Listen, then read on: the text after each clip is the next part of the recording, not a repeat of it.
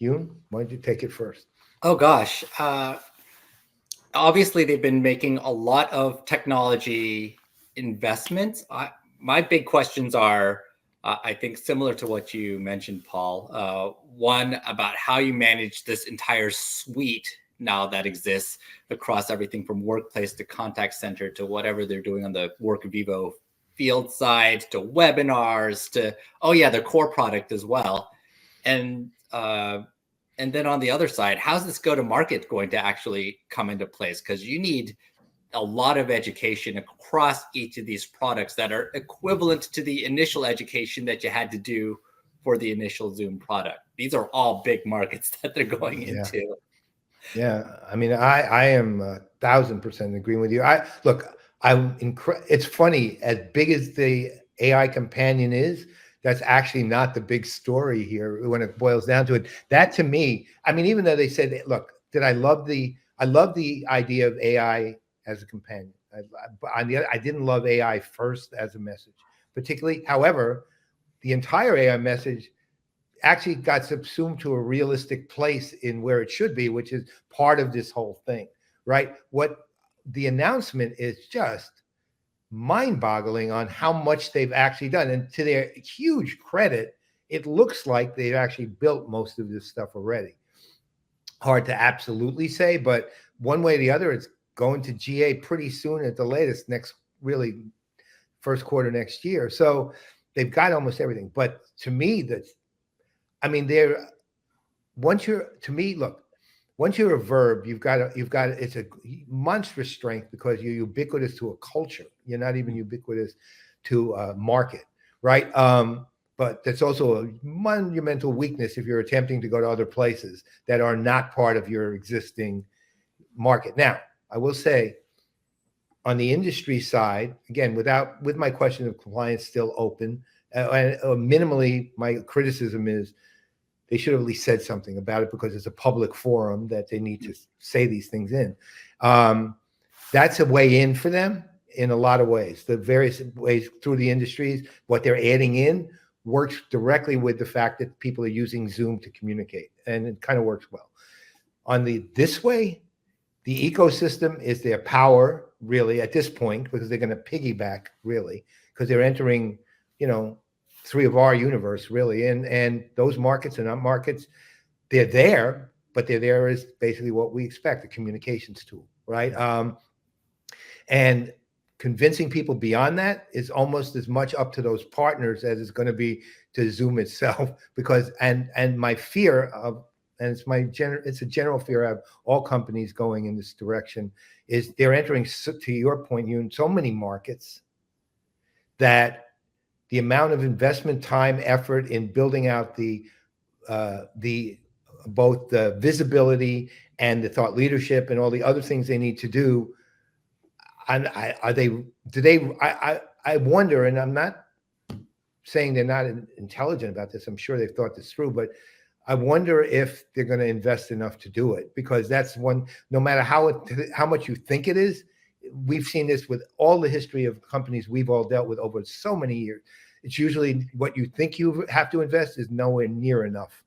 And I don't fear for Zoom because they're a verb, but I wonder if they're really aware of what they're going to have to do. And again, I don't want to question them. I don't know them well enough to do that so much, but I kind of am. So that's where I stand. But on the other hand, I am just super impressed with what they've actually done, right? Like, wow, is kind of the level. So Brent, what do you think? Yeah, probably along some of those same lines. This is really the first deep dive for me into what's going on with Zoom, and first Zoomtopia. And yeah, I came into this. I really didn't have any expectations for, right, for what I was going to see. I just gotta be open to whatever.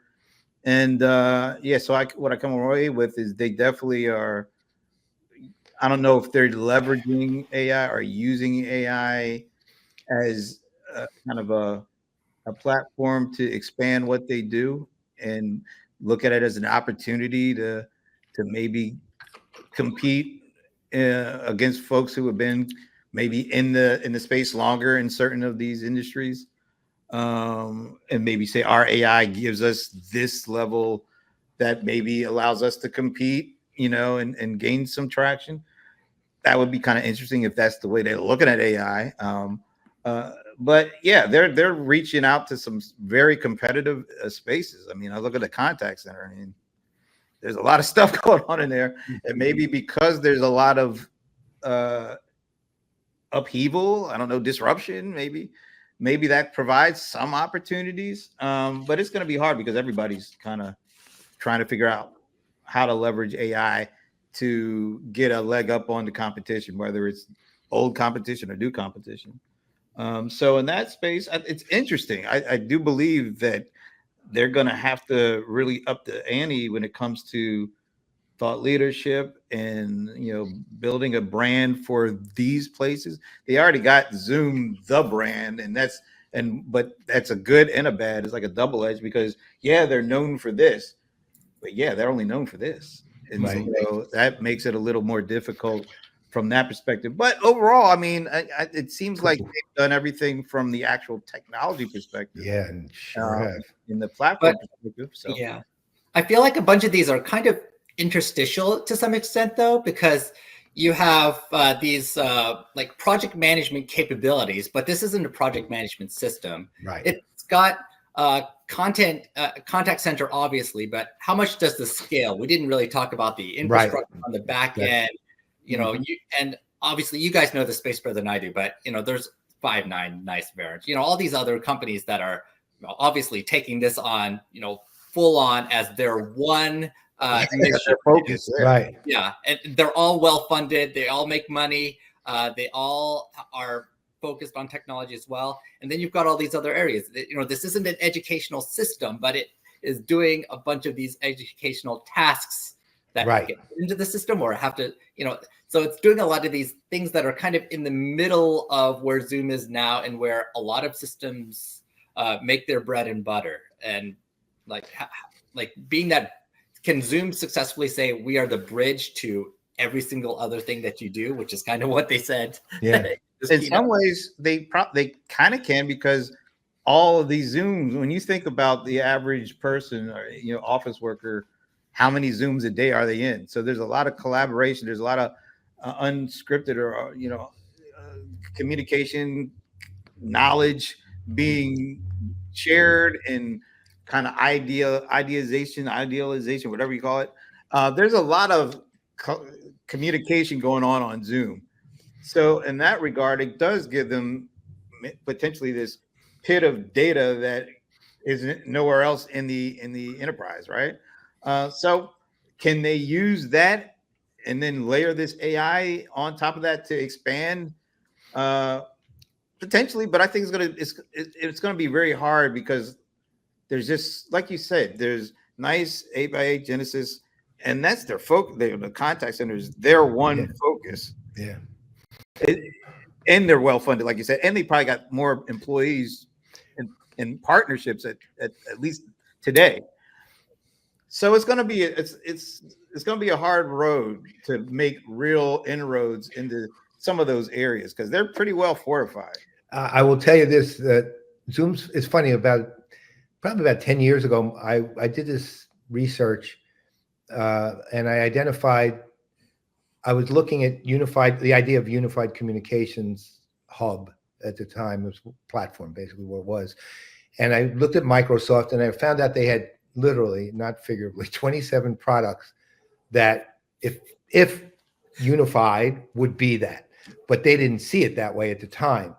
And then they did, but they did it through Microsoft 365, right, originally. That's how they did it, which is not the way I would have necessarily thought about it coming through there, the productivity side, but they did it that way. They changed. And what they've done, which is amazing, even though everyone still sees Word and Excel as productivity tools,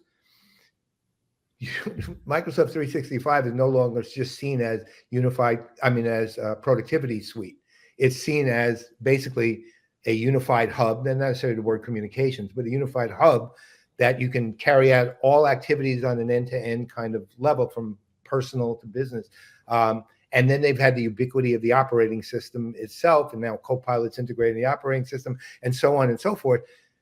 Zoom's got to kind of, not necessarily, I'm not saying Zoom has to forge an identical path, but they have to forge a similar story. Yeah. Well, and they don't have that story now. well, And Microsoft also had Outlook. well, no, that was part of it. I mean, everything was part Well, of I it. mean, There were 27 products. productivity, but Well, most of those folks really lived in Outlook and Word and all of them. I mean, but they had at the time Skype and all these other things. It's not that. It's so much more. It's really the story. Zoom has Zoom, which is great, and I'll continue to use it forever. But they need to tell the story, right? And they don't have the story yet. And what they have is a lot of things they're doing, and they're all amazing, but they don't have the story they need to tell out in the market to convince people you're more than just a verb that for communication. Aren't they kind of? I would assume this is just their launching point, right? For doing that, I would hope that we're going to see some stuff coming on the heels of this.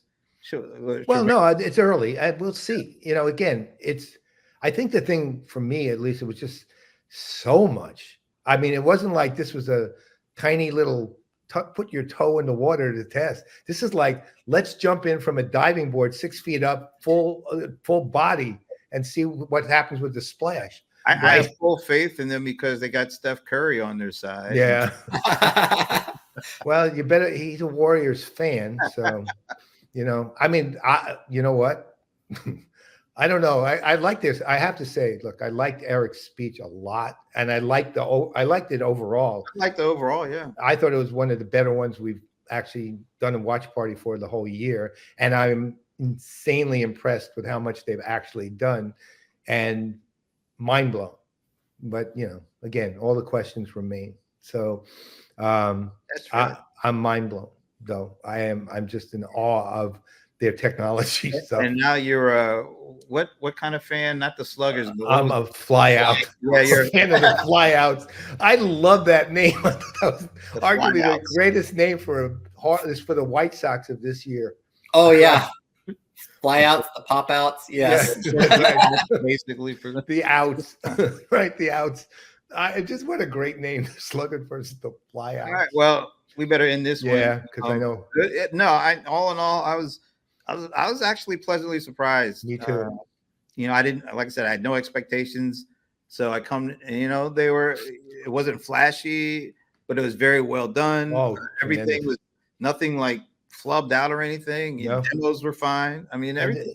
All the speakers were very good. I mean, everybody, they really held it as a production. It really held up. I mean, it was just really good. I know this is a little thing, but I actually like the fact that they had like a host for the virtual audience, like a little thing just for the virtual folks.